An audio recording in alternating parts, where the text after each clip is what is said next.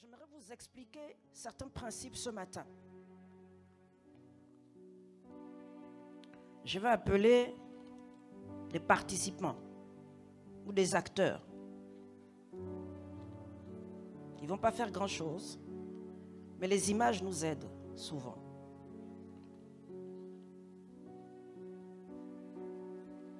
Si on peut me rappeler ma fille, s'il vous plaît.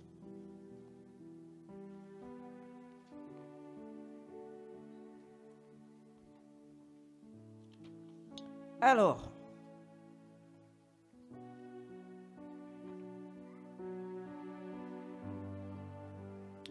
prenons ensemble le livre d'Ésaïe, chapitre 11.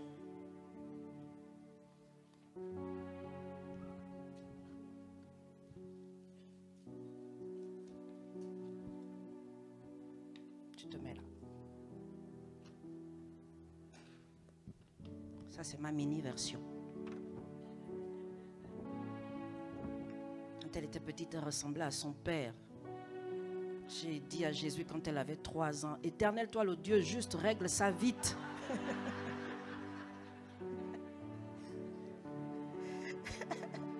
Il a réglé ça vite. Il y en a une là qui arrive. Non mais elle, franchement. Chez toi aussi, tu ne pouvais pas faire ça bien. Elle ressemble à papa, papa, papa. Et c'est toujours papa, papa. On arrive à la maison, là, je suis devant, hein, je rentre en premier. Papa est derrière, la fille contourne, papa. Après, elle revient, maman. Ah là là, ça sont mes soeurs en Christ.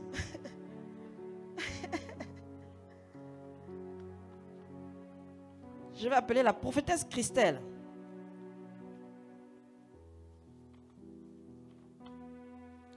Ça, c'est une fille que Dieu m'a donnée dans les îles là-bas. Elle vient de loin, la Guyane.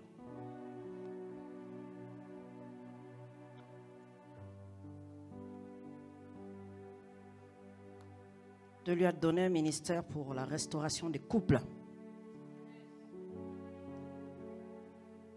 Donc toi, tu restes là. Quand je parlerai de mon mari, de mon couple, elle va représenter ça parce que c'est la fille du prophète. Elle parle beaucoup comme son père. Pour les personnes qui ne sont pas de nos églises, là, quand vous entendez dire le pépé, c'est notre pasteur. C'est pasteur prophète. Et j'ai la joie de vous annoncer qu'il sera là ce soir à la veillée.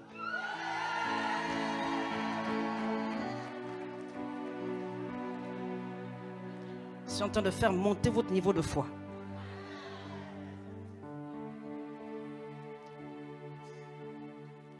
Il m'a demandé, j'interviens à la retraite. Je dis, mais bien sûr que tu interviens à la retraite. Comment ça? Il a dit que bon, vraiment, les femmes multidimensionnelles, vous êtes en train de monter en puissance. Hein? Non, nous aussi, il faut qu'on rentre dans le mouvement. Désormais, nous, on est aussi FMD, c'est-à-dire frères multidimensionnels. Ah! Oh non, franchement, quoi. Non. C'est pas possible. Toujours dans mes affaires. Je dis, vous n'êtes plus les remagailles. Non, frères multidimensionnels. Je dis, on va vous faire payer le label, là. Allez, j'appelle Alida. Alida qui a rendu témoignage, c'est la petite sœur de mon mari. C'est la dernière de la famille. C'est l'un des gros bébés que Dieu m'a donné. Un bébé qui me fatigue. Par ici, Tati. Félie est où? Je ne l'ai pas vue. Allez, Félie, par ici. Félie, c'est ma nièce. Félie, sa maman, c'est l'aînée. La grande, la plus grande, sa maman, c'est la plus grande de toutes les filles. Du côté de mon mari. J'ai besoin d'aide pour déplacer le pupitre. Je reste à côté de Tati. Si on peut amener ça par ici, s'il vous plaît. Donnez le verre. Je veux boire. Donne le verre. Mundele. Elle, c'est notre Mundele de la gloire.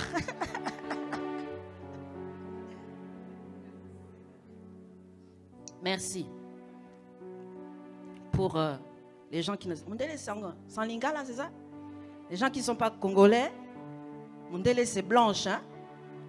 Ça, c'est notre Mundele de la gloire. Docteur Aude. Venez les unes à la suite des autres.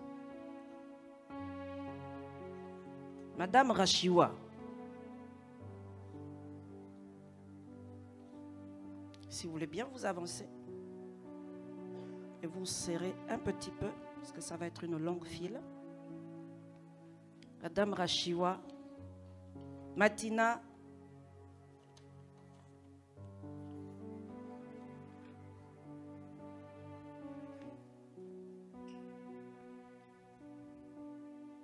Madame Rachiwa. Elle, c'est ce que les Blancs appellent la cousine. Ça, c'est une de mes grandes sœurs. Côté paternel. Si vous avez une embrouille avec Air France au Gabon, c'est la bosse, là. Parfois, Air France nous fatigue. Maman Madeleine. Merci, Maman Madeleine, pour l'honneur. Franchement, je suis très honorée. À chaque fois que tu prends ton billet pour venir à la retraite, c'est l'épouse du président des Assemblées de Dieu de Sénégal. J'aimerais qu'on acclame le Seigneur pour sa vie. Essayez de repartir encore un peu comme ça. Les caméramans, excusez-nous pour votre caméra.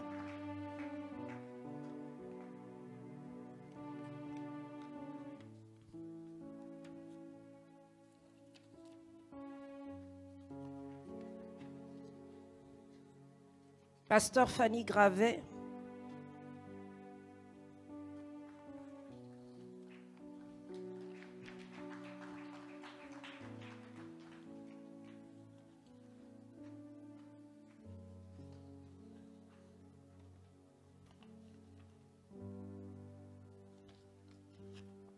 Qui épouse de pasteur ici?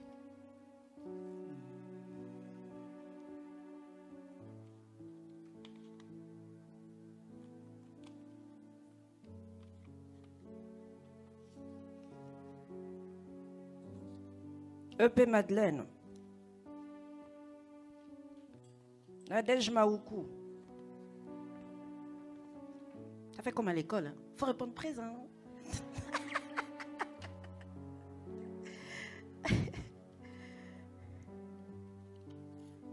Daniel.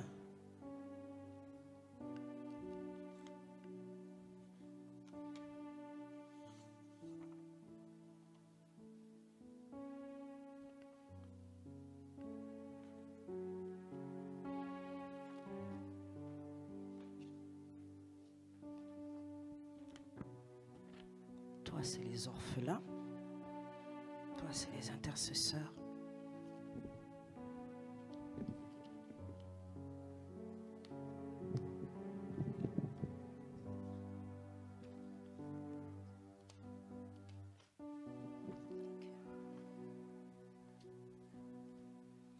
Qui vient dans cette retraite pour la première fois?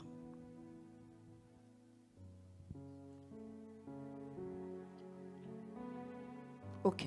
Vous, votre nom c'est? Comment? Françoise. Allez, Françoise.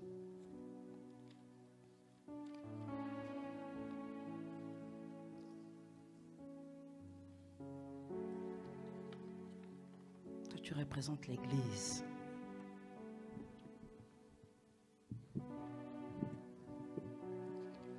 Nata est où? Nata? Viens, Nata.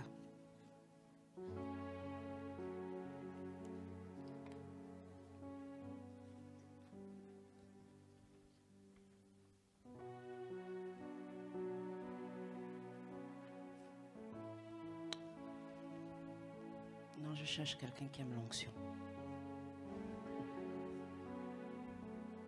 Qui aime l'onction. Vous n'aimez pas l'onction, hein? Vous allez bien chercher l'onction là tout à l'heure.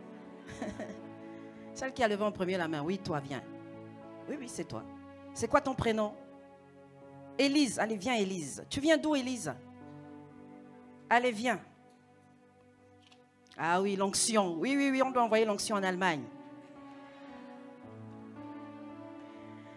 Élise. Élise, tu viens pour la première fois? Ah oui.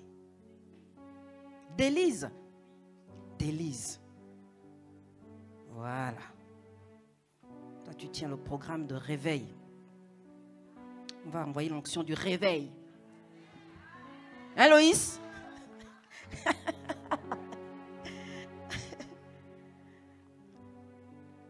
Alléluia.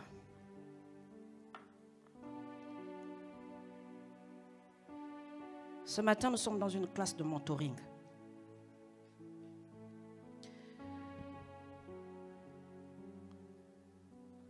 Quand on parle d'élite, le thème de ce matin, j'aimerais que vous vous focalisez sur une seule pensée. C'est-à-dire que Dieu nous établit pour notre mission. Dès l'instant où on répond à l'appel, dès l'instant où on dit à Dieu, oui Seigneur, j'ai reçu le mandat, je me lève, je cours, vous faites partie de l'élite de Christ. Vous faites partie de ceux-là qui sont élus, ceux-là que le Seigneur a appelés selon son dessein, ceux-là que Dieu a prédestinés avant la fondation du monde. Ce matin, comme je vous ai dit, le Seigneur m'a mis à cœur de vous parler de l'onction, du revêtement spirituel. Mon objectif, c'est de vous expliquer certaines choses sur le Saint-Esprit, en prenant pour échantillon ma vie. Lorsque le Saint-Esprit parle sur notre destinée, il relâche sur nous, comme on l'a vu hier, un manteau. Ce manteau est composé des dons spirituels. Ce manteau est composé de l'onction qui nous accompagne. Nous recevons un revêtement. Ce qui fait que lorsque la maladie vient, elle rencontre ce manteau. Ce manteau neutralise la maladie. Il neutralise la malédiction. On n'est pas obligé de passer par la souffrance pour apprendre certaines choses. Ce n'est pas obligatoire. Il y a des gens aujourd'hui, vous êtes dans le ministère, vous accompagnez par exemple les couples, vous n'avez pas de problème majeur, mais Dieu vous a oint pour les couples. Il y en a aussi qui sont passés par des douleurs concernant le couple, Dieu les oint aussi. Donc Dieu ne nous fait pas forcément passer par la fournaise pour pouvoir exercer le ministère. Pourquoi est-ce que Dieu m'appelle à relâcher, comme j'aime souvent le dire, des renards au milieu des champs des Philistins? Un jour, alors que j'étais en mission au Bénin, j'étais en train d'exercer le ministère. Il y avait des guérisons, des délivrances, etc. Et pendant que j'étais en train de regarder ces femmes, à un moment donné, mon cœur s'est attristé. Et le Seigneur me parle à l'instant, il me dit, les mêmes femmes qui sont en train de tomber, crier, etc. Tu reviens dans un mois, ce sont les mêmes qui vont tomber et tout ça. Parce que pendant ces conférences-là, l'Esprit descend sur elles, l'Esprit les fortifie, elles repartent, mais n'entretiennent pas ce qu'elles ont reçu. Pourquoi est-ce qu'on prend le temps de faire et refaire des retraites spirituelles? Parce que pendant une retraite spirituelle, vous recevez l'onction pour la nouvelle saison. Vous revenez, vous recevez l'onction pour la prochaine saison. Vous revenez, vous recevez les orientations pour la saison d'après. C'est pourquoi jusqu'à ce que Jésus revienne, on sera toujours dans les retraites spirituelles. Il y en a qui m'ont dit aujourd'hui, non, moi pour cette édition, je fais la pause. Faites la pause. Nous, on veut gagner du temps. On veut gagner du temps. Donc on veut apprendre des choses dans ces retraites-là, de telle sorte que lorsqu'on se retrouve dans le mauvais jour, eh bien, on utilise ces clés. On n'est pas obligé de souffrir et être dans la confusion, se disant, ah, mais qu'est-ce que je vais faire, qu'est-ce que je vais devenir? Pendant que je prie au Bénin, le Seigneur me dit, il faut maintenant que tu donnes aux femmes. avec tes différentes casquettes, il faut que tu enseignes les femmes. Et donc je rentre, j'atterris à Paris, je suis en transit, j'attends mon prochain vol pour Bordeaux. Et là, mon mari, je lui fais signe que j'ai atterri à Paris. Il me dit, écoute, c'est le temps pour toi maintenant de donner des formations, d'équiper les femmes. Dieu t'a ointe avec plusieurs casquettes, tu as plusieurs dimensions. Il faut que tu relâches les femmes. C'est comme ça que je prie et tout.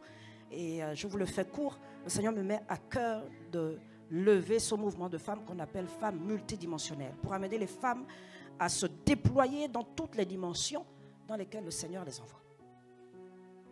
Pour ce qui me concerne, dans cette dimension, la première, c'est mon couple. Je suis d'abord une épouse. Avant d'être le pasteur de certains, avant d'être la maman de mes enfants, je suis d'abord une épouse. Ma plus grande préoccupation, quand je me lève le matin après avoir loué, adoré le Seigneur, prié, c'est le programme de mon mari. Qu'est-ce que mon mari a comme agenda? Et donc, je fais correspondre ces différents agendas. Ces assistantes, que ce soit au niveau de l'église, que ce soit au niveau de l'école prophétique, etc., savent que quand il a un rendez-vous, je dois être informée, pour que je puisse faire concorder les agendas avec ceux de la maison ou des agendas qui sont parallèles. Donc, j'organise la journée de mon mari. Je fais des rappels. Je rappelle à ses assistantes certaines informations qui sont importantes pour lui. Il faudrait qu'elles communiquent avec lui à tel ou tel autre niveau. Je m'arrange bien sûr à ce qu'il mange, etc. Le rôle de l'épouse. Mon objectif, c'est de faciliter le ciel. De faire en sorte qu'il soit à l'aise et qu'il ne se préoccupe pas de certaines choses. Mon rôle, c'est de faire en sorte qu'il fasse son ministère pastoral dans le repos. Qu'il soit un prophète qui vit dans la paix. Parce qu'il est très sollicité au quotidien. Mon rôle, c'est de faire en sorte que le matin, quand il se lève, il n'a pas à se préoccuper de certaines choses. Donc, je travaille à ce que son ciel soit ouvert. Parce que j'ai compris que je suis une offrande. Je vous encourage vraiment à prendre le livre « Épouse de serviteur de Dieu ». On n'en a pas assez, vous pouvez commander. Lorsque Dieu m'a appelé, lorsque Dieu m'a montré qui je devais épouser, j'avais 14 ans. Je vivais la vie de l'esprit. Et nos parents spirituels nous enseignaient sur le mariage. Et j'ai prié. J'ai dit à Dieu que je veux me marier avec quelqu'un qui est consacré. Alors que le Seigneur me montrait que j'allais le servir toute ma vie. J'ai dit à Dieu, il faut que je me marie avec quelqu'un qui est consacré à lui. J'avais 14 ans quand Dieu m'a montré qui je devais épouser. Lorsque nous nous sommes engagés bien plus tard, lorsqu'on a compris le projet de Dieu pour notre destinée, j'ai écrit ce projet. Et j'ai demandé au Seigneur de faire de moi une épouse sage, une femme qui bâtit sa maison et une femme sur qui son mari peut compter. Et c'est mon rôle au quotidien. Quelque temps plus tard, on a eu des enfants. Les enfants que Dieu nous confie, nous devons, comme Jésus l'a fait pour l'Église, les présenter devant le Seigneur, saints et irréprochables. C'est pour cela que la Bible dit que nous devons enseigner aux enfants la parole. Parce que l'eau de la parole les sanctifie. Les enfants des pasteurs ne sont pas les meilleurs enfants sur la planète, mais ce sont les meilleurs enfants. Quand vous avez compris ça, vous priez pour les enfants des pasteurs. Pour que les parents fassent le ministère dans la paix. Et donc j'enseigne la parole à mes enfants. J'enseigne la parole. Et je demande au Seigneur de les faire grandir, qu'ils aient une expérience personnelle avec Dieu. Comme je le disais hier, j'ai des entretiens avec mes enfants. Je vis une relation de maman, de pasteur, de prophète, tout avec mes enfants. Et on discute, on parle de tous les sujets. Pour avoir nos enfants, ça a été le parcours du combattant. C'est dans la vallée de la stérilité que le Seigneur a oint d'huile ma tête pour guérir les couples stériles. Nos 2 premiers enfants ont 6 ans d'écart. Les 2 dernières ont 10 ans d'écart. Les années pendant lesquelles vous soupirez. Les années pendant lesquelles vous vous demandez quand est-ce que la promesse va s'accomplir. Mais pendant ces années, il faut servir Dieu de tout son cœur. Il faut se lever le matin et répondre aux attentes de certains. Le cœur rempli d'espérance, mais aussi avec la force pour prier pour les autres. Pendant ce temps, les femmes stériles enfantent, les hommes stériles sont restaurés, et vous attendez la promesse du Seigneur. À un moment donné, le Seigneur a ouvert mes yeux et il m'a dit, vous devez aller en Israël et renouveler votre alliance. On avait 15 ans de mariage. J'ai dit à mon mari, il n'était pas au courant. Je lui ai dit qu'on va organiser notre anniversaire de mariage. 15 ans de mariage. Ça se fête. Donc on a fait une grande fête avec bénédiction. L'apôtre qui est notre père est venu. Il a béni 7 ans, etc. Et c'est en pleine cérémonie donc que j'ai présenté à mon mari, à travers les 2 premiers enfants, le cadeau qu'il recevait. C'était un voyage en Israël. Les billets étaient déjà pris. Lorsque nous partons en Israël, nous prions le Seigneur et demandons à Dieu de nous visiter. Le dernier jour, on a une réunion comme tous les soirs. Et là, on est en train de rentrer à l'hôtel à la fin de la réunion, dans nos chambres, à la fin de la réunion. Et là, il y a une sœur qui me pose la question, pasteur, j'étais un peu fatiguée tout à l'heure, mais on a fait une onction d'huile là, pendant la réunion. Je dis non, pourquoi? Elle me dit, mais parce que vous avez de l'huile sur la tête, sur le front. Je dis, ah bon? Et je touche mon front et j'avais de l'huile effectivement sur mon front. Et je suis rentrée. Le taximan devait arriver pour 3 heures du matin. Donc on n'a pas dormi, on a veillé et tout, on attendait. Et à un moment donné, j'étais fatiguée. J'ai dit à mon mari, je vais m'allonger un petit peu. Et je me suis assoupie. Et quand je me suis assoupie, pendant que je dormais là, je sens quelque chose qui me gêne sur le front. Et donc je me réveille. Quand je touche, c'était de l'huile qui coulait sur ma tête, sur mon front. Et j'ai entendu dans mon esprit, tout est accompli. Quand je suis rentrée en France, on est revenu en France, je suis tombée enceinte. Ça faisait 10 ans. 10 ans. La grossesse se passe bien, mais à la fin, tout dégénère. Je vous fais ça vraiment court. Sur la table d'accouchement, moi d'habitude, je vais à l'hôpital au dernier moment, je dis à mon mari que c'est bon, les contractions là, c'est le temps, elles sont rapprochées, on peut aller. Et j'accouche en général 2 heures, voire 3 heures maxi après.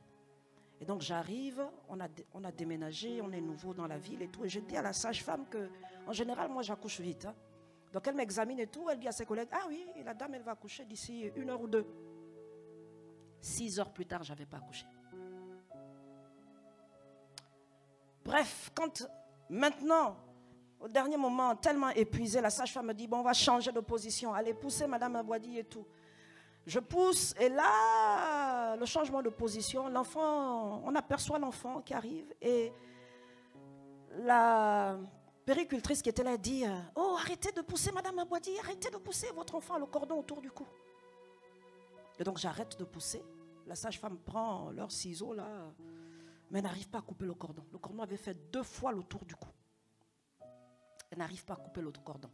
La dame qui toute la journée écoutait la louange qu'on avait mise là, qui passait en boucle, qui faisait ses va-et-vient pour attendre que le bébé arrive, à chaque fois elle disait, oh là là, vos chants sont vraiment jolis, c'est beau le gospel. Hein? Oui, c'est beau le gospel. On tentait d'intercéder. Mais quand il fallait couper le cordon, la femme est devenue nerveuse. Elle a dit, monsieur Mabouadi, coupez la musique, ça me dérange. Elle était tendue, elle n'arrivait pas à couper le cordon. Elle réussit à couper, ils sortent l'enfant. Donc ils me posent le bébé.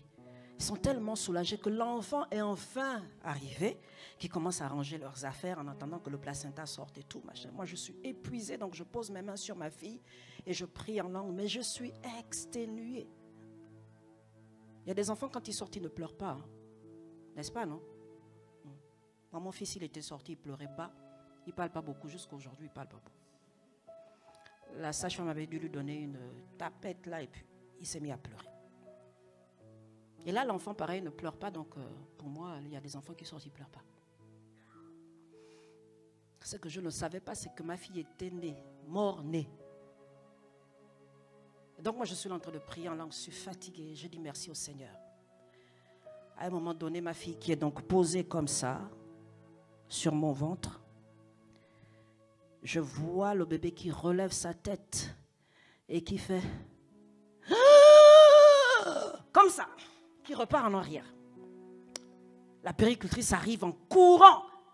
Elle récupère l'enfant. Le corps médical se rend compte que l'enfant, en fait, ne respirait pas. Elle part avec l'enfant en réanimation, là. C'est quoi, là, vous appelez?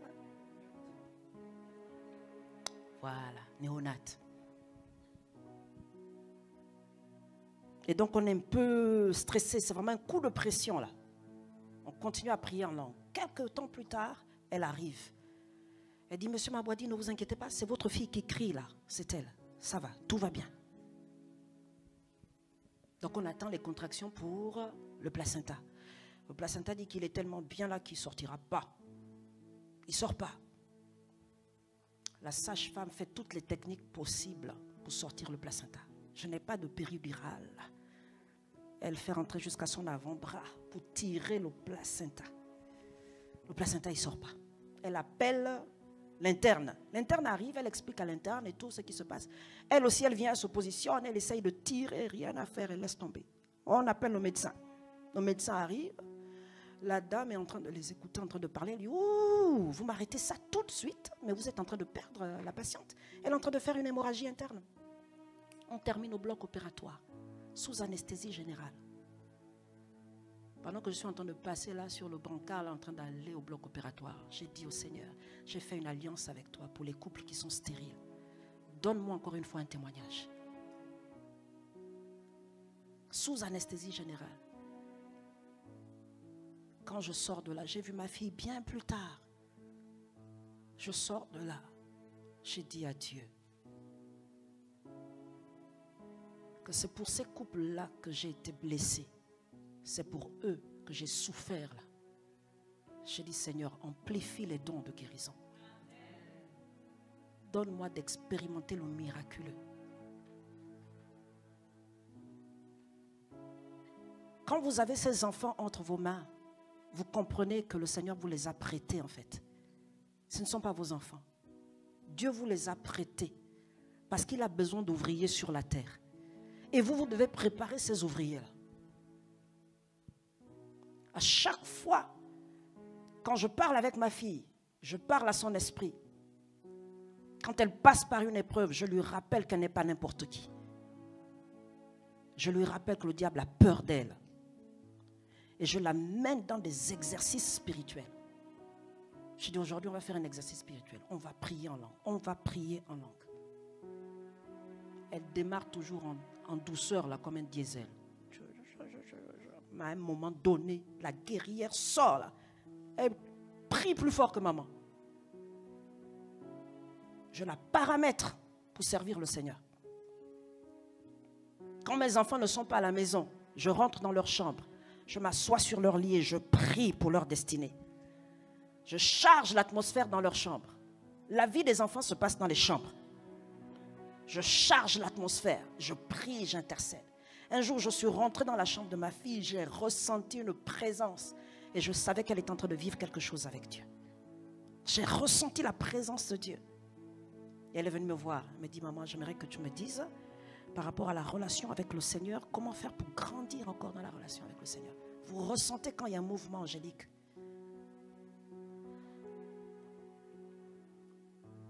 Elle a vécu des choses difficiles. C'est quand elle était en maternelle, elle aimait lire. Elle prenait tout ce qu'elle trouvait comme livre. Et elle se tenait là. Elle ouvrait, elle regardait. Elle inventait même des mots. Oui, elle regardait, elle inventait. Mais le Saint-Esprit est en train d'éveiller quelque chose qui est en elle. Elle regardait, elle lit. Tu lis quoi? Je lis ça.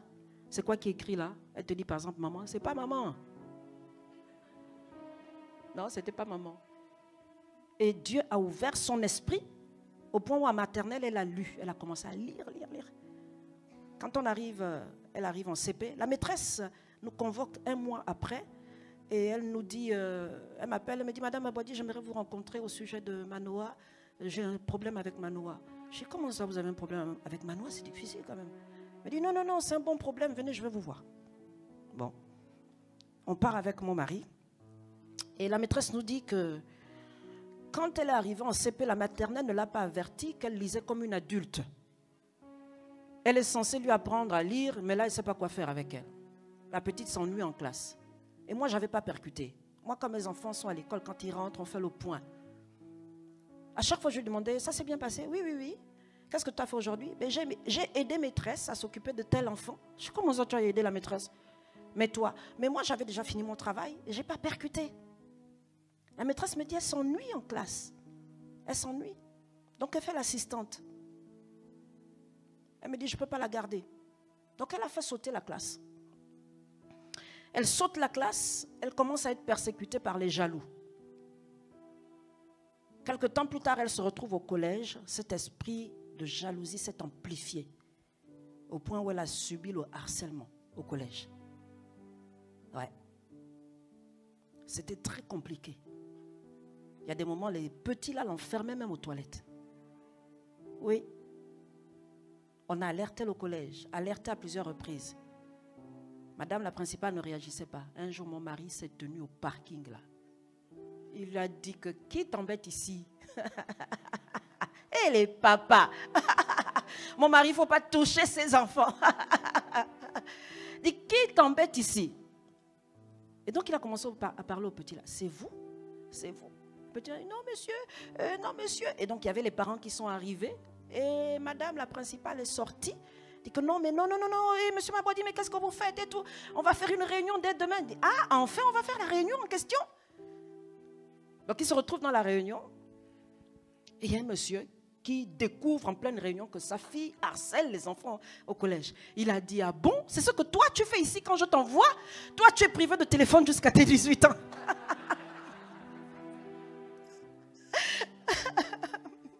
Tu te souviens de ça? Sauf que pendant cette période, le diable a commencé à attaquer sa personnalité. Attaquer. L'esprit de rejet a commencé. Le rejet. Le harcèlement, c'est quelque chose de dangereux. Discutez avec vos enfants quand ils rentrent à la maison. Ne vous dites pas que la journée s'est passée, allez on mange et tout, on va dormir. Etc. Il faut parler avec les enfants. Le rejet a commencé. Quand j'ai vu ça, le Saint-Esprit m'a dit, un des ennemis de sa destinée, c'est l'esprit de rejet. Pour casser son potentiel. Donc il faut faire attention à la façon de parler. Un jour, j'ai dû parler en pleine réunion de femmes à l'église. Parce qu'il y a des personnes qui lui faisaient parfois des blagues, mais qui tournaient mal dans son esprit. Le rejet, c'est quelque chose de dangereux. Il faut faire attention parfois à ce que vous dites aux gens, même aux adultes. Faites attention. Vous pouvez créer le rejet dans le cœur de quelqu'un sans vous rendre compte. Une mauvaise blague, une comparaison qui est mal placée, etc. Et donc, à chaque fois, il faut refaire le point. À chaque fois. Il faut donner à l'enfant, rappeler à l'enfant que tu as ta place dans la maison. Tu es un enfant à part entière. Le Seigneur ne t'a pas envoyé sur la terre par hasard. Le rejet, il fonctionne avec des cycles. Aujourd'hui, tout va bien. Demain, plouf, il y a un truc. Quelqu'un a posé un acte. Ça y est. Il revient là. Oh, mais t'as vu? Non, mais on ne t'aime pas ici. Pourquoi tu es même sur la terre, toi? On n'a pas besoin de toi sur la terre. Tu ne vaux rien. En entreprise, là, il y en a plusieurs qu'on a mis au placard comme ça. Malgré vos compétences, les gens vous méprisent. Alors que c'est vous qui faites tout le taf, quoi. Et c'est quelqu'un d'autre qui est félicité. Je déclare que c'est la fin au nom de Jésus. Je booste mes enfants. Je prie avec eux. On prie en langue. Mes deux premiers ont été baptisés du Saint-Esprit à 7 ou 8 ans. On prie en langue. On fait des exercices spirituels. Un jour, j'étais en mission à Paris avec la plus petite. Elle a 5 ans. Et pendant qu'on était là dans la chambre d'hôtel, on s'apprêtait à prier pour dormir et tout. Elle me dit, maman, mais moi aussi je veux prier en langue. J'arrive pas à prier en langue. J'ai dit, bon, on va prier, que tu reçoives le baptême du Saint-Esprit. On a prié. J'ai dit, tu as reçu, prie maintenant. Mais j'arrive pas à prier en langue. Non, mais elle aime discuter, cette petite, je vous assure que... J'ai dit, tu as déjà reçu et tu vas prier au nom de Jésus. On avance. Il faut impacter vos enfants. Il faut les impacter. La vie de l'esprit. Ceux qui ne connaissent pas le Seigneur, priez avec eux. Bénissez-les. Ne les obligez pas, ne les agressez pas. S'ils sont sous le même toit que vous, priez pendant les repas avec eux. Bénissez-les, priez pour l'école et tout. Je veux juste prier avec toi 5 minutes pour l'école, pour ton travail, etc. Il y en a peut-être qui sont déjà partis de la maison. On a des mamies ici. Il y en a qui sont mariés. Bénissez vos enfants. Bénissez les petits-enfants. Parlez à vos petits-enfants. Bénissez-les. Il faut qu'ils vous entendent. Passez du temps avec vos petits-enfants. Transmettez, comme l'apôtre Paul parle de Loïs, transmettez l'héritage. Il dit à Timothée, il parle à Timothée de son aïeul, Loïs. Il lui dit que la foi, c'est un héritage que tu as reçu du Seigneur, à travers tes aïeux. Les mamies, là, il faut passer du temps avec vos petits-enfants. C'est important. À chaque fois, ma maman me rappelle ça. Est-ce que tu as prié avec les enfants? Est-ce que tu as béni les enfants quand ils sont partis à l'école, là, ce matin? Tout le temps, la même chose, la même chose. Elle fait pareil avec moi quand je pars en mission. Quand je ne lui dis pas que je suis parti. Pourquoi tu ne m'as pas dit que tu es parti en mission? Après, elle reprend la même chose. Les miracles accompagnent ceux qui partent. Parce que tu pars, les miracles t'accompagnent. C'est le rôle des parents, ça. Parce que j'ai compris ma position, ben je me positionne donc bien enraciné et je fais ce que Dieu me demande de faire. Et je transmets à mes enfants. Même dans mon comportement envers mon mari, je transmets à mes enfants. Pour qu'ils fassent demain la même chose et mieux. Parce qu'eux, ils apprennent encore plus tôt.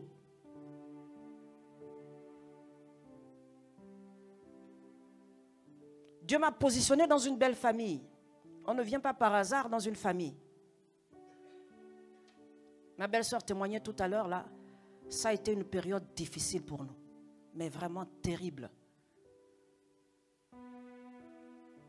À chaque fois qu'il fallait qu'elle reparte au bloc opératoire, on appelait le docteur Aude. Le docteur Aude, c'est le médecin de toutes les deux familles. Dès qu'on reçoit un bilan, on transfère au docteur Aude. Quand elle commence à parler, j'ai dit, Doc, fais-moi ça en français courant, s'il te plaît. Parce que là, je suis déjà énervée. Je suis déjà en train de chercher l'esprit, là, que je dois... Fais ça en français courant. Je lui ai dit, c'est compliqué ou c'est pas compliqué? Elle sait me dire, elle sait me parler.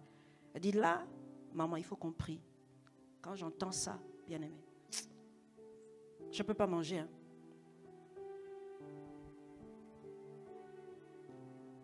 Quand vous priez, Dieu relâche des anges. Lorsque ma belle-sœur est opérée, Dieu envoyait un ange, un réanimateur, qui était quelqu'un de notre église au Gabon. Quand il sort du bloc opératoire, il dit à son mari, il faut sortir ta femme d'ici. Quand on se met à prier, plus on priait, plus la situation s'empirait. Vous avez l'impression que la fournaise, là, on ne fait que rajouter des braises, quoi. Et le diable te dit que là, vous n'allez pas vous en sortir. Et c'est là que j'ai dit au Seigneur, dis-moi ce que je dois te donner. Bien-aimé, quand vous avez compris votre position, il y en a aujourd'hui, moi j'entends des gens appeler la belle-mère du prénom, un peu comme la société française, là. Jeannette. Vous rentrez dans une famille, la Bible parle de famille. La société a rajouté belle. Pour que vous pardonniez déjà avec de l'avance. La belle-sœur, le beau-frère, les gens qui ont des problèmes avec les beaux-parents là. Pour que vous puissiez pardonner déjà avec de l'avance. Oui, ils sont beaux.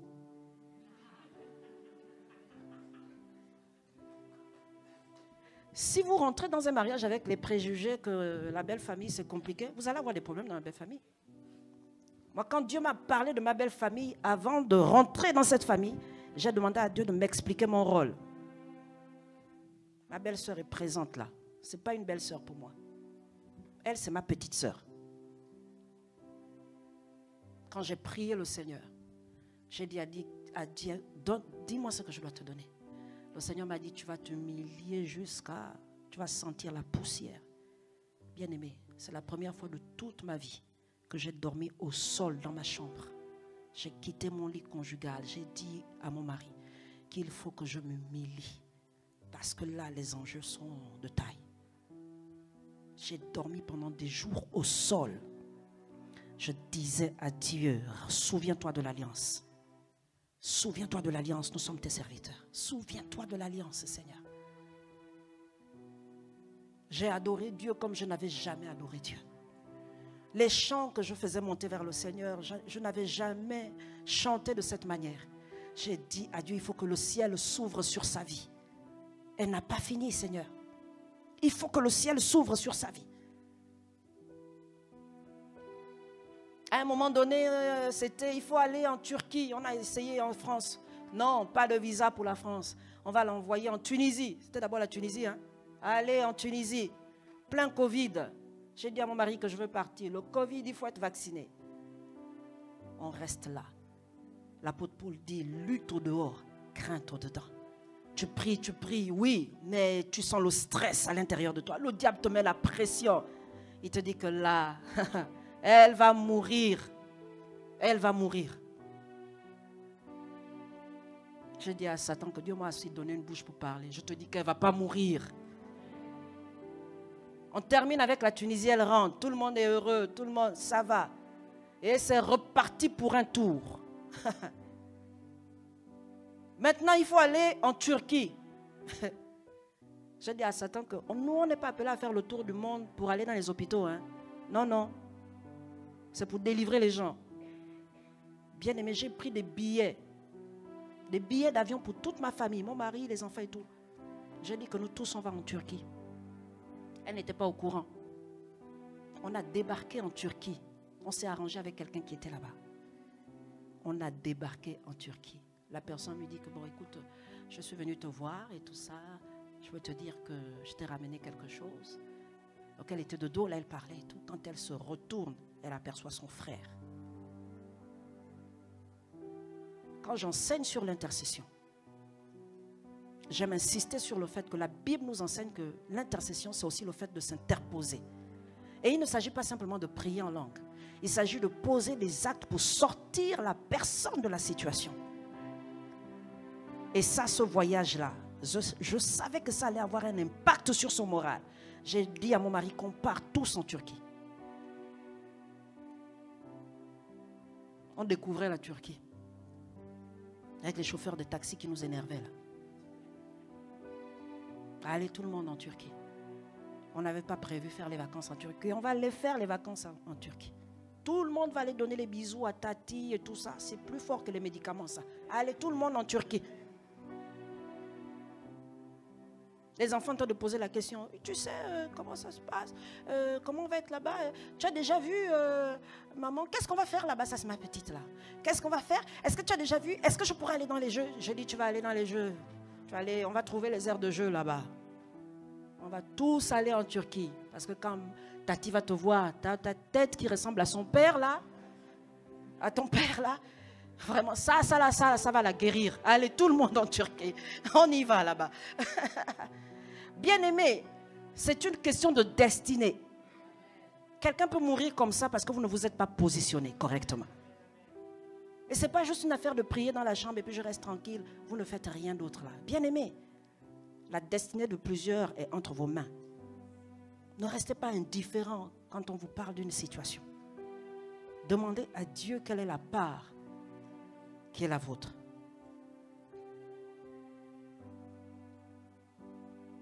Elle repart en Turquie, tout va bien, gloire à Dieu. Quelques mois plus tard, ça dégénère. J'ai dit au docteur Aude que là on fait quoi? Ah, il faut qu'elle reparte en évacuation. On tente la France? Non, ce n'est pas possible la France. Allez en Turquie. Impossible de se déplacer.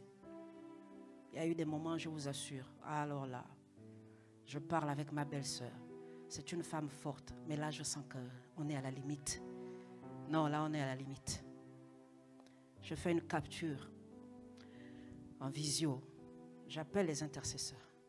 Je suis en train de vous expliquer comment est-ce que dans la fournaise, vous trouvez la force pour servir des gens pendant que ça chauffe à votre niveau. Comment vous trouvez la force pour servir pendant que chez vous c'est chaud. Comment vous trouvez la force pour répondre alors que c'est chaud dans votre maison, dans votre famille. Les défis sont nombreux. À un moment donné, il faut se décharger. Et Dieu m'a appris quelque chose quand il faut se décharger. C'est en fonction des niveaux. Il y a des choses que vous gérez à votre niveau. Là, ça ne va pas. Écoute, on va prier, etc. OK. Une autre épreuve arrive pendant que vous êtes déjà en train de gérer. Là, ça ne va pas. OK, on prie. À un moment donné, vous discernez que là, il faut qu'on prenne le relais. Et le diable cherche très souvent à vous épuiser. Pendant que je suis en train de gérer, j'envoie dans le groupe des pasteurs. J'ai dit au pasteur que là, cette affaire-là, on ne va pas gérer ça seul. Hein? Tout le monde élève la voix maintenant. Mais non seulement tout le monde élève la voix, vous allez tous appeler la fille là en Turquie là-bas. Tout le monde va prier avec elle. Prier. Allez prier, prier, je veux prier, prier. Oui, oui. Pendant ce temps, moi je viens, je dépose ça ici. Intercesseur. Que vous vous gérez, hein. Parce que pendant que ça chauffe là, il y en a qui ont besoin ici. Donc pendant qu'elle est en train d'ameuter tout le monde là, on prie, on prie, on prie. Il y a quelqu'un qui dit, oh, pasteur, ça ne va pas. On vient de me découvrir un cancer. Je suis docteur Aude. Il y a le cancer. Moi, je suis en train de gérer des trucs compliqués là. Donc toi, tu es le docteur venu du ciel. Voilà le sujet de prière. On prie. On prie, je veux prier, prier. C'est chaud. Tu reçois les messages des enfants dans la belle famille. Tati, mon loyer il n'est pas payé. Ok, ça va? Ok, ça va. Je finis mes études bientôt. Là, c'est la soutenance. Ça va être compliqué parce que le maître de thèse, apparemment, il n'est pas disponible et tout. Tu réponds. Tu gères le neveu. Il est au Sénégal. C'est compliqué. Tu te dis que bon, là, ça ne va pas. Qui est au Sénégal? Madame Matsungu est où? Madame Matsungu est où? Elle est ici ou bien là-bas? Madame Matsungu, tu es où? Voilà, Madame Matsungu. J'appelle Madame Matsungu et son mari. Ah, mais il y a le neveu. Oui, mais il a disparu de la circulation. Voilà, voilà le moment d'aller visiter le neveu. Et monsieur Matsungu, mais toi, on ne te voit pas. On te voit que quand le pasteur vient au Sénégal. Je me décharge. Dieu m'a donné des gens. Je ne vois pas pourquoi je veux mourir tôt. Le diable pensait que j'étais seule. Il voulait m'acculer. Dieu m'a donné des gens. Et Dieu m'a appris à fonctionner. Donc vous vous déchargez. Pendant que vous vous déchargez, vous faites le point. Chaque jour, il faut cocher les cases. À quel niveau est-elle le dossier? À quel niveau, hein? Alida, la Turquie, c'est comment là-bas? Là, c'est compliqué. Le médecin, sa situation s'est dégradée, mais à une vitesse. Je ne sais pas combien de kilos elle avait perdu. Hein. J'ai fait la vidéo, j'ai envoyé au pasteur. Elle m'a dit que non, pasteur, non, là, c'est pas bon. On la connaît. Là, c'est pas bon. C'est pas bon. Il faut qu'on redouble de prière. Il faut qu'on élève davantage la voix. Il faut qu'on prie. Et vous priez, vous continuez à prier. Vous continuez à prier. Pendant que vous priez, dans la famille, il y en a qui ne sont pas chrétiens et qui vous fatiguent. Ils vous fatiguent. Vous êtes en train de prier pour leur salut et tout ça. Elle fait partie de la force tranquille dans la famille. Hein. Quand ça s'agite, là, oui. Tranquille. On a trouvé comment régler nos problèmes, c'est la prière, à genoux. Et donc tu trouves dans la famille des gens qui te persécutent, des gens qui parlent de toi, pendant que tu jeûnes et tu pries pour eux. Hein. Ils parlent du mal de toi. Tu es en train de rappeler à Dieu l'alliance, jusqu'à quand, Seigneur, ils vont se convertir. Et quand ils tombent malades, ils se souviennent que tu es là, oh le pasteur. On t'envoie un message. Tu sais déjà que la suite, il y a un problème qu'on va t'annoncer. Que là, ça ne va pas et tout ça. On a besoin de prière et tout, etc. Le diable te dit que... Tu te souviens? Ce qu'elle a dit la dernière fois? Parce qu'il veut arrêter le mandat. Il veut stopper le mandat. Qu'il faut arrêter de prier. Cette famille-là te fatigue. Et puis, franchement, Dieu devait vous donner le choix, quoi. Avant de sortir, là, tu choisis d'abord ta famille. Tac, tac, tac, tac. Et puis, tu vas là-bas. Hein? Franchement, c'est quoi ces gens-là? Tu trouves parfois dans le groupe WhatsApp de la famille, hein, il y en a qui disent, moi, cette famille-là, non, non, non, je vais changer. Oui, oui. Il y a une de mes cousines qui avait mis... Moi, je vais d'abord voir comment les autres familles fonctionnent. Hein. Après, je reviens dans ce groupe. Oui, oui. C'est compliqué. Parce que vous avez choisi de servir le Seigneur. Mais les membres de la famille ne sont pas vos ennemis. Le diable se sert de cela justement, surtout qui ne connaissent pas le Seigneur, pour vous oppresser. Et eux, ils ne sont même pas conscients de cela parce qu'ils ne sont pas conscients que vous êtes l'intercesseur qui doit toujours être au poste et qui ne doit pas être affaibli. Mais comme le diable sait que quand ça vient des proches, ça touche. Donc il amplifie là-bas. Il amplifie, il amplifie. Pendant que vous êtes en train de réfléchir, si vous devez changer de famille, il y a une femme haut placée qui appelle et qui vous envoie un joli WhatsApp là, mais tranquille quoi. Ah, pasteur, au niveau de la hiérarchie là, c'est un peu chaud en ce moment. Je sens que... Et donc tu regardes tous les sujets là, les petits sujets de prière là. C'est que bon, voilà, on a affaire aux dominations maintenant. Il faut libérer la destinée de la femme haut placée. Tu te dis que oui, Seigneur, allez, on va prier, prier. Et le diable te dit, mais tu devais changer de famille, non? Finis d'abord le truc là avec la famille. Finis d'abord avec la famille. Pendant ce temps, quelqu'un a besoin que tu fléchisses le genou. Parce que là, ce sont les dominations. Les femmes qui sont haut placées sont confrontées aux dominations. Leur combat, ce n'est pas les trucs, les petits... Là. Non, non, non. Eux, ce n'est pas les esprits méchants dans les lieux célestes. Hein. Eux, ils ont affaire aux autorités et aux dominations. Éphésiens 6. Quand l'apôtre Paul parle, là, il classifie. Là. Ouais. Eux, là, ça, c'est leurs ennemis. Les autorités, les dominations. Donc, pendant que tu pries, tu demandes au Seigneur la direction. Parce qu'il y a des moments où il faut vraiment avoir la direction. Là, ce n'est pas oui, juste on va prier, etc. Je me souviens d'une diplomate qui est partie du Maroc. Elle devait faire leur rentrée diplomatique là. Elle a pris l'avion un dimanche. Dimanche matin, elle a atterri à Bordeaux. Elle a dit, pasteur, je suis juste venue prendre la portion que Dieu m'a réservée pour cette année. On a prié pour elle. Elle a repris l'avion dimanche après-midi. Il y en a qui ont compris des choses. Moi, ça, c'est mon quotidien. Les sujets là, comme ça. Là. Pendant que tu es en train de gérer, il y a des femmes qui sont éprouvées. Il y en a qui ont des défis et qui crient comme les Macédoniens. Pasteur, pasteur, pasteur. C'est chaud avec le mari. C'est chaud avec les enfants. C'est chaud, c'est compliqué. Ou les blessures là. C'est difficile. On ne m'aime pas dans cette église. Tout ça là. Depuis que je suis arrivée, je trouve qu'il n'y a pas l'amour dans l'église. Tu dis, ah, il y en a 5 qui ont dit qu'il y avait l'amour, non? On ne m'a pas rendu visite. C'est difficile. Depuis que je parle à tel pasteur, là, il ne me répond même pas. J'ai envoyé mon sujet de prière, il ne répond pas.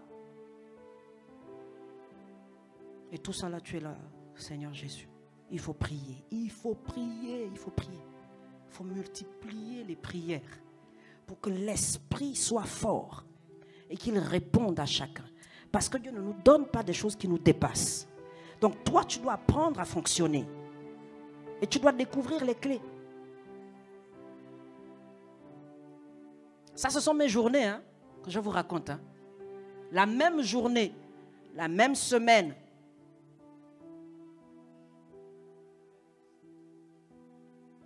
Après, tu rencontres les épouses des pasteurs. Quand vraiment, il faut qu'on voit pour ce cas dans l'église. C'est difficile. Maman, il faut que tu m'expliques tel truc. Non, avec telle brebis, c'est difficile. C'est la formation. Ça va aller. Ça va aller. Pendant ce temps, il faut affermir le foyer. Il faut affermir la famille. Parce que ça, c'est la première église. Il faut expliquer aux épouses de pasteurs la part du mari, la part des enfants. Parce qu'il faut que ça soit solide à l'intérieur pour être fort dehors. Il faut que ça soit enraciné à l'intérieur pour être costaud à l'extérieur. Je dis toujours au couple que votre foyer, là, ça doit être comme le trampoline. Il faut s'enraciner, il faut mettre les fondations, de telle sorte que quand vous vous appuyez sur ce trampoline-là, vous montez le plus haut possible. Vous faites des exploits avec Dieu. Moi, Dieu m'a donné de gérer des orphelins. Avec mon mari, on paie le loyer de plusieurs orphelins. Et là, je suis venue à la retraite de la gloire glorieuse et tout. Je suis en train de servir le Seigneur et il y en a un qui écrit, maman, la tati n'a pas encore envoyé l'argent du loyer. Je dis, la tati, toi aussi tu veux venir à la retraite, tu as dit tu ne peux pas, mais gère le loyer. Nous ici, on vit la gloire, quoi. Laisse Jésus nous faire du bien. Gère le loyer des enfants. Le lendemain, le loyer n'est pas arrivé. Il y en a qui crient, qui ont faim et qui comptent sur vous. Tu leur as expliqué que ce n'est pas parce qu'ils sont orphelins qu'ils ne peuvent pas faire de hautes études. Tu leur as expliqué que ce n'est pas parce qu'ils sont orphelins aujourd'hui qu'ils ne peuvent pas manger. Alors ils comptent sur toi. Ils s'accrochent à tes paroles. Ils s'accrochent à tes paroles. Pendant ce temps, tous les jours que Dieu fait, il y a l'église. Il y a l'administration de l'église. On t'écrit, pasteur, dans telle église là, le culte, tu n'es pas là dimanche, comment on fait? Ok. Pasteur, est-ce que tu peux me valider tel dossier? Ok. Dieu m'a dit, à un moment donné, il faut que tu multiplies les leaders. Tous mes collaborateurs savent que quand je suis en train de gérer un programme majeur, je ne réponds plus aux messages des collaborateurs. Je réponds aux messages de leurs référents pour gagner du temps. Je réponds au message du responsable. Ça, c'est important pour vous qui êtes leader. Vous ne pouvez pas aller dans le WhatsApp, aller partout. Il y a la chantre ici, il y a l'autre là-bas. Non. Le pasteur qui est leur référent récupère les questions, il traite à son niveau. Ce qui le dépasse, eh bien, il transmet. Parce que moi, c'est le message du pasteur que je vais regarder, pas les autres tours. Parce que vous n'avez pas le temps de gérer à gauche, à droite, alors que Dieu vous met. Il vous positionne pour la guérison de plusieurs. Vous ne pouvez pas être dans la distraction. Donc, ce qui fait que quand je regarde mon WhatsApp, je sais que tel message, je ne vais pas ouvrir, tel message, je ne vais pas ouvrir. Le responsable, là, lui, je vais aller lire.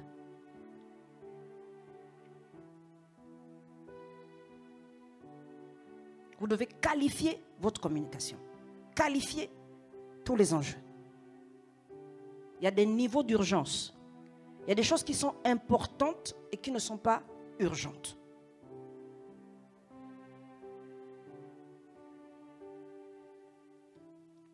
Pendant que vous servez le Seigneur, alors que vous êtes occupé au quotidien, il y a les fils et les filles. Les fils et les filles qui sont là pour recevoir. Donc eux, ils ne sont pas dans le truc ouais, maman est occupée ou quoi. Moi j'ai faim, je veux manger. Allez, je veux manger. Ils ne sont pas dans le truc que maman est occupée, moi j'ai tel souci et tout. Ils commencent d'abord par, bon je sais que là tu es occupé, mais bon. Comme pour dire que toi on sait que tu gères. Mais bon, s'il te plaît, il y a telle chose qu'il faut traiter là, si tu peux faire. Il y a des messages, je fais seulement, je clique sur transférer. Transférer. Quand je devais venir pour la retraite, le mercredi matin, j'ai écrit à plusieurs pasteurs, j'ai fait des notes vocales. J'ai dit, toi, on a le groupe de visite là, pour tous ceux qui sont malades, etc. Il y a telle diaconesse qui est malade. On a eu des urgences. On a mis en place tout le process pour les visites, pour faire les repas et tout. Tout le programme a été fait. Toi, je ne t'ai pas encore entendu parler dans ce groupe. Il faut que je t'entende dans le groupe là. On ne t'a pas encore entendu. Tu es pasteur. Donc quand je m'en vais là, toi tu gères. Tu gères. Donc il faut veiller sur le programme de visite et de repas qui a été mis en place. C'est toi qui gères. Donc je ne veux pas recevoir un message du style la diaconesse n'a pas mangé aujourd'hui et tout. Parce que c'est dans ta maison qu'elle viendra manger. En plus, ta femme n'est pas là. Tu vas passer à la cuisine pour faire à manger à la diaconesse. Tu vas assumer. Donc, je me déplace, je laisse des directives pour que le ciel s'ouvre. Je suis quelqu'un, je ne dors pas beaucoup. Même quand j'ai envie de dormir, je ne fais pas exprès, je ne dors pas beaucoup. Je ne dors pas beaucoup. Aujourd'hui, j'ai dormi à 3 heures. Le Seigneur nous a visités hier. Et ma fille a été visitée. Elle a dit, maman, on doit discuter. Hein? On va discuter. C'est moi qui les ai embarqués dans cette affaire de discuter. Allons-y discuter. Jésus nous a fait du bien. Allons-y glorifier Jésus dans la chambre de maman. Allez. Par la suite, il fallait vérifier la méditation du jour que mon mari envoie pour ceux-là qui la reçoivent. Donc, s'il n'y avait pas de coquilles, etc., allez, terminer, on envoie pour que ça parte dans les nations. Après, tu dors. Tu dors, tu mets un réveil, hein, mais le Saint-Esprit te réveille avant le réveil. Et moi, quand mon œil là est ouvert, c'est fini. Tu fermes les yeux fort. Les yeux disent qu'il y a quelqu'un qui nous ouvre ça comme ça. Parce qu'il y a un programme de réveil. Il faut que tu te charges. Il faut que tu te remplisses. Il faut que tu te charges. Il faut que tu te remplisses. Pour vivre ça, pour tenir, il faut vivre la vie de l'esprit. Et c'est la vie de l'esprit que j'aimerais vous expliquer là ce matin, avant qu'on ne prie pour demander les fusions. C'est la vie de l'esprit que j'aimerais vous expliquer ce matin. Dieu ne nous donne jamais des choses qui nous dépassent. Il y a des gens qui me disent, mais comment tu fais, pasteur? Je fais comme ça, comme je vous ai expliqué. Je me charge tous les jours. Je me charge tous les jours. Je prie pour gagner en autorité. Pour gagner. J'adore le Seigneur pour être rempli. Quand j'arrive même dans la salle, quand mon corps peut être fatigué. Hier, avant que je ne monte sur l'estrade, j'ai dit au pasteur Natacha, je dis que je suis fatigué.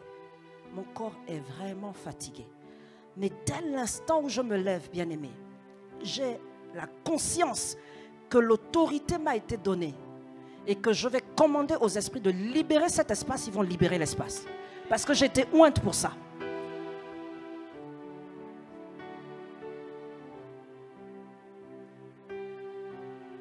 Hier, vous avez peut-être constaté, j'ai commencé au ralenti là. Au ralenti. Quand le Saint-Esprit m'a dit que maintenant tu chasses les esprits, tu prends autorité. Bien-aimé, je me suis positionné en autorité. Et j'ai commandé aux esprits de partir. Et je sais qu'ils savent qu'ils n'ont aucun pouvoir face à moi.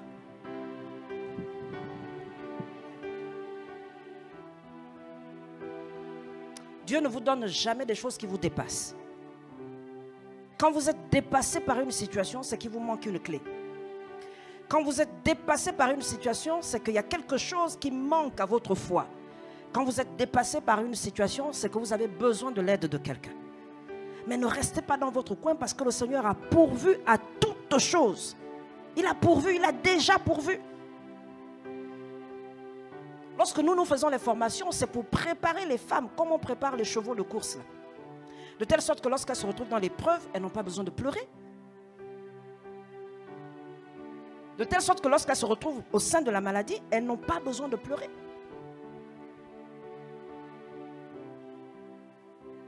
J'étais en train de parler avec une femme qui est malade. J'ai prié. Et le Seigneur me dit, j'ai dit à Dieu qu'il faut que j'aille la voir, mais impossible d'aller.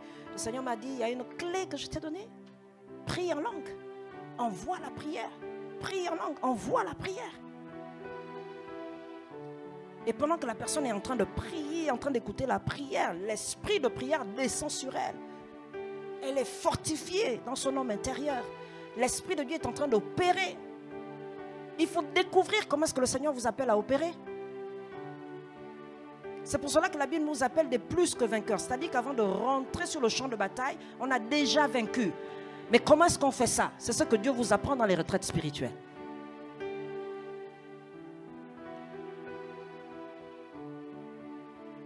J'aimerais que là vous êtes, vous réfléchissez, vous pensiez à ce que Dieu a mis entre vos mains. Pendant que chacun regagne sa place, merci. Réfléchissez à ce que Dieu vous a donné.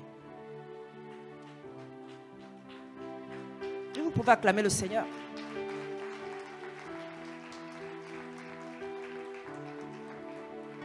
Qu'est-ce que Dieu vous a donné?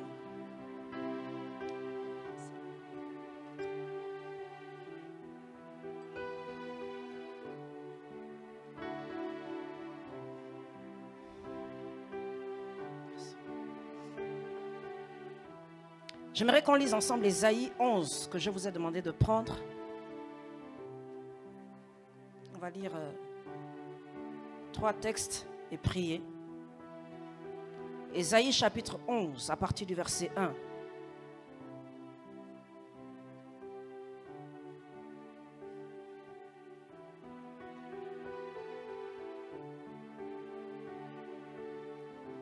Puis un rameau sortira du tronc d'Isaïe, et un rejeton naîtra de ses racines.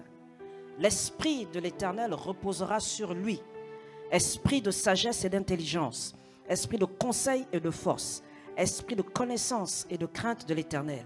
Il respirera la crainte de l'Éternel.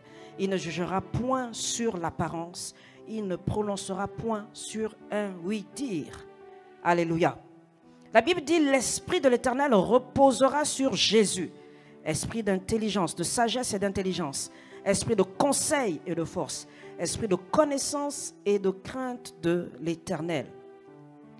Esprit de connaissance et de crainte de l'Éternel. Lorsqu'on voit Jésus opérer sur la terre, on voit effectivement qu'il est rempli du Saint-Esprit. Et la Bible déclare dans Jean 1 au chapitre 30, au verset 33, c'est Jean-Baptiste qui est en train de parler. Et Jean-Baptiste, lorsqu'il parle avec le Seigneur, alors qu'il n'est pas encore dans le Jourdain, il demande au Seigneur comment est-ce qu'il va reconnaître le Messie. Et donc il raconte à ceux qui sont en train de l'entendre parler. Il dit, je ne le connaissais pas. Mais celui qui m'a envoyé baptiser d'eau, celui-là m'a dit, celui sur qui tu verras l'Esprit descendre et s'arrêter, c'est celui qui baptise du Saint-Esprit. Jean demande au Seigneur, est-ce qu'il doit juste baptiser les gens d'eau ou il doit aussi les baptiser de l'Esprit? Il dit non, ce n'est pas toi qui baptiseras de l'Esprit. Toi, tu prêcheras la repentance et tu baptiseras le baptême, tu feras le baptême de la repentance.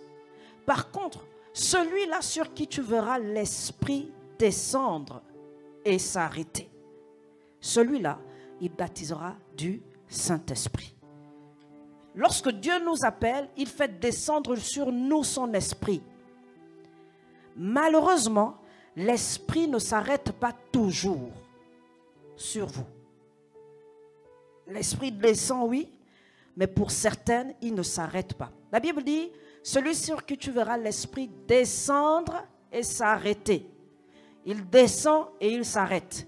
Il descend et il s'arrête. Il descend et il s'arrête. Il y en a, l'esprit descend et ça coule, comme sur le dos du canard. Comme l'eau sur le dos du canard. Parce qu'il y en a qui cherchent le Seigneur, mais qui le cherchent mal. Qui le cherchent parfois avec une mauvaise motivation. Il y en a aujourd'hui qui recherchent l'onction, pas parce qu'ils veulent être une source de bénédiction, de guérison, etc. Mais parce qu'ils veulent, de façon mystique, opérer. Ça, c'est la sorcellerie. Quand les gens manifestent l'onction parce qu'ils veulent montrer qu'ils ont quelque chose, parce qu'ils veulent montrer comment Dieu opère, etc. Je vais vous montrer comment Dieu fait les choses. Ça, c'est de la sorcellerie. Et ça se passe dans l'église de Christ. L'esprit ne s'arrête pas sur ces personnes. L'esprit peut descendre et ne s'arrêtera pas sur ces personnes. C'est pourquoi vous pouvez voir un mouvement de l'esprit. La grâce de Dieu est là. Les gens sont en train d'expérimenter des choses. Il y a parfois certaines personnes qui sont là, stoïques. Il y en a même qui bloquent là, ce mouvement-là, qui ne veulent pas. Non, non. Il y a certains, vous entendez parfois, oh, moi je ne voulais pas tomber. Mais qui t'a dit que tu allais forcément tomber? Oui, oui. Il y en a qui disent, non, moi je ne voulais pas tomber. Mais qui t'a dit que tu dois forcément tomber? Et puis si le Saint-Esprit te fait tomber, il y a quoi? Mais il y a quoi s'il te fait tomber en fait? Tu auras moins de galons, c'est ça? Il y a certains même, ils veulent tomber, ils ne tombent même pas. Mais toi, tu as déjà pris la décision que moi, je ne veux pas tomber. Pourquoi tu ne veux pas tomber en fait? C'est à cause de ton rang. Et Jésus, lui, le roi de gloire, le roi des rois, lui, Dieu l'a fait tomber plus bas que terre. Et c'est toi qui ne peux pas tomber.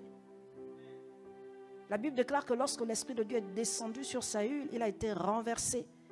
En hébreu, la Bible dit qu'il a été renversé. Le Seigneur est venu changer sa façon de faire, sa façon de penser.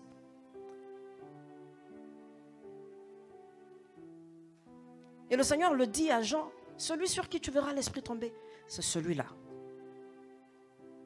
L'Esprit va descendre sur lui, l'Esprit va s'arrêter. C'est lui qui va baptiser le Saint-Esprit. Et dans Luc chapitre 4, le verset 14, Luc chapitre 4, verset 14, on va lire jusqu'au verset 18.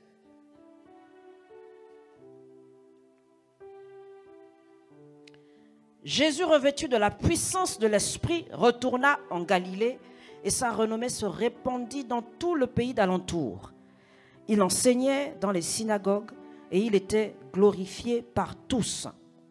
Il se rendit à Nazareth où il avait été élevé et selon sa coutume, il entra dans la synagogue le jour du sabbat. Il se leva pour faire la lecture et on lui remit le livre du prophète Ésaïe. L'ayant déroulé, il trouva l'endroit où il était écrit « L'Esprit du Seigneur est sur moi parce qu'il m'a oint pour annoncer une bonne nouvelle aux pauvres. Il m'a envoyé pour guérir ceux qui ont le cœur brisé, pour proclamer aux captifs la délivrance et aux aveugles le recouvrement de la vue, pour renvoyer libres les opprimés, pour publier une année de grâce du Seigneur. » Ensuite, il roula le livre, le remit au serviteur et s'assit. Dans ce texte, la Bible nous enseigne que Jésus est rempli du Saint-Esprit au sortir du Jourdain. Il sort du Jourdain, il est rempli du Saint-Esprit. Par la suite, il est tenté dans le désert. Il traverse la vallée. Quand il sort du désert, la Bible dit qu'il est revêtu cette fois-ci de la puissance de Dieu. J'aimerais vous dire que lorsque vous passez par le désert, vous passez par les épreuves, c'est dans la fournaise ardente que le Seigneur vous revêt de sa puissance. C'est dans ces fournaises, ces différentes épreuves que le Seigneur vous équipe. Si vous voulez voir ce à quoi Dieu vous appelle, regardez, prêtez attention aux épreuves par lesquelles vous passez. Dieu vous a oint dans ce domaine. Vous ne le réalisez même pas. Dieu vous a ointe dans ce domaine. La Bible dit par la suite qu'il informe. Il informe qu'il a été oint. Au verset 18, il dit « L'Esprit du Seigneur est sur moi parce qu'il m'a oint ». En grec, la Bible dit que Jésus est en train de dire qu'il a été consacré pour l'office messianique. Il est en train de dire au peuple d'Israël que j'ai été mandaté comme Messie. Et pour nous qui sommes enfants de Dieu aujourd'hui, la Bible nous enseigne que nous sommes oints du Saint-Esprit.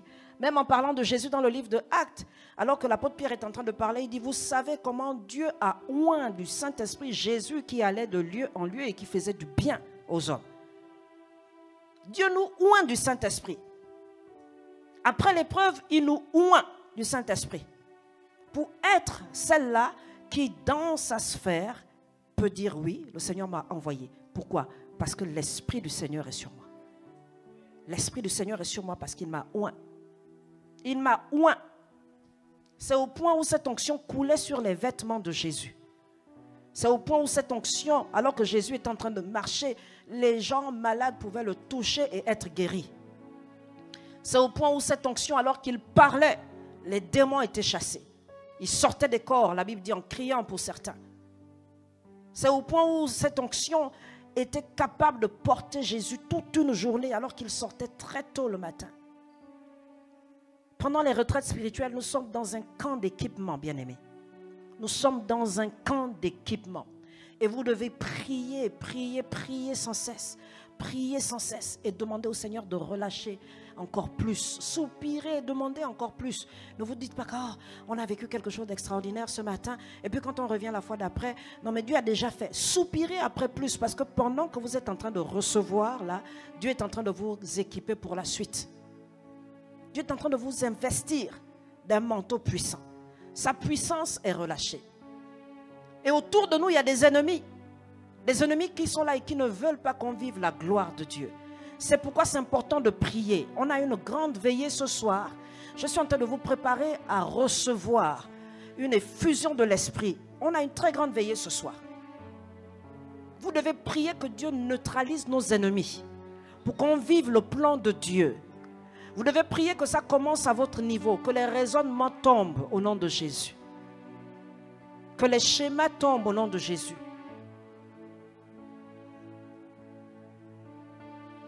Il y a des situations par lesquelles vous êtes passé où Dieu vous a dit que c'est le temps pour vous de vous manifester. Et c'est dans ces épreuves-là que vous avez vu la gloire de Dieu.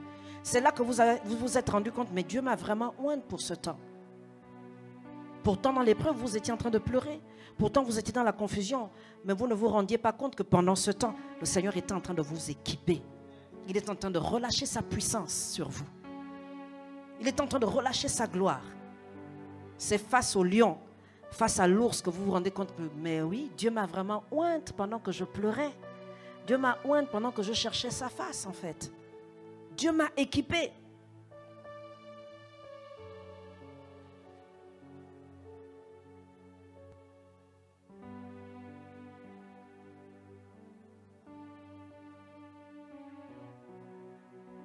Le Saint-Esprit veut que nous puissions nous dépouiller pour qu'il puisse nous remplir. Vous savez, Dieu veut que nous soyons davantage conscientes de notre identité comme on l'a vu hier. Dieu veut que nous soyons davantage conscientes de notre identité.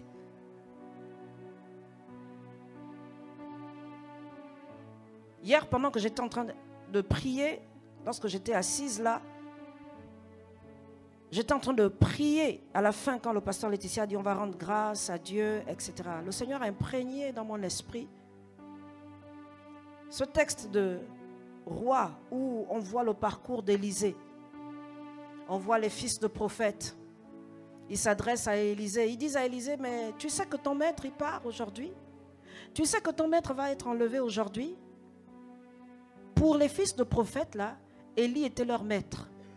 Un maître, il transmet des connaissances. Pour Élisée, Élie était son père. Au point où, lorsque le Seigneur l'enlève, il crie, mon père, mon père. Et un père, il ne transmet pas des connaissances, il transmet un héritage. Il transmet un héritage. Et Élisée a transmis. Élie a transmis à Élisée cet héritage. Au point où il a fait plus. Il a fait des choses qu'Élie n'a pas faites. Des choses extraordinaires. Des miracles extraordinaires. Et c'est ce que Dieu veut faire dans ces retraites-là.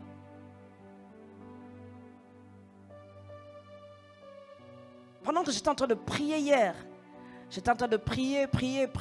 Et le Seigneur me disait, il me rappelait, on était en train de prier à la fin. Et le Seigneur me rappelait, j'étais ointe pour cette retraite. J'étais ointe pour cette retraite. Et moi, je priais. Je me suis dit, on est à la fin et tout. À un moment donné, j'entends le Saint-Esprit qui me dit, maintenant, tu te lèves et tu commandes à l'esprit de rejet de partir. Bien-aimé, quand j'ai entendu ça, vous savez, je peux être fatigué. Je peux être en train de réfléchir à autre chose. Quand j'entends une instruction du Saint-Esprit, bien-aimé, c'est comme quand Samson entendait, il y a les Philistins. Tout à coup, ils se levaient. Ils sont où?